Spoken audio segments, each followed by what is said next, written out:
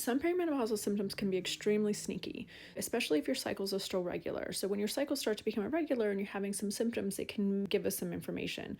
When your cycles are regular and maybe in your late 30s or very early 40s, it's not always on the top of everybody's list. Obviously, it's on the top of my list because that's what I do, but on other doctors, it can be hard. So here's some sneakier ones that I've seen lately and that have resolved with managing hormones.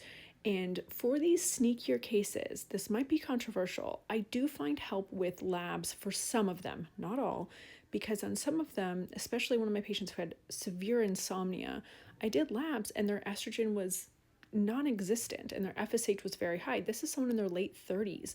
So it helped extremely in sort of guiding my treatment here, where maybe we would have, we could have tried it, but we wouldn't have gone so gung-ho and like, this is the issue. And now we're sleeping better on hormone replacement therapy. But again, you don't need labs to diagnose these things, but for some when they're earlier on, it can help me decipher, other things. And I think that it's important to get other labs done, like an ANA, iron, vitamin D, thyroid, all those other things to make sure nothing else is going on. But here are the sneaky ones. Sorry, I keep delaying. But so insomnia, I said, high cholesterol, so cholesterol starting to rise, and then glucose going up. So, worsening glucose metabolism can happen when your estrogen starts to fluctuate. I've seen like itching ears, dizziness, like GI issues like worsening IBS, acid reflux can be a symptom, newer worsening autoimmune diseases. So just a new autoimmune disease or one that's sort of flared. Joint pain, I think I've talked about joint pain, that's pretty common, but like muscle pain and like achiness and like dental changes. And I've talked about a burning tongue, that's been pretty sneaky.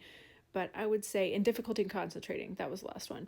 But I'd say these ones I've had most recently. It's not all inclusive, there's other really sneaky ones, but this is what it comes to my mind of what I've encountered lately that had been stumpers to figure out what's going on, and hormones have helped those situations. And labs for some, labs not needed.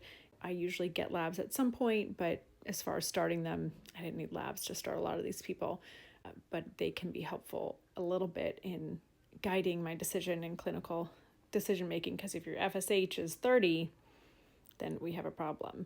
So hopefully that's helpful in some more of the sneakier, less common, not just hot flashes and night sweats, with regular cycles, in helping you hopefully find answers and feeling better.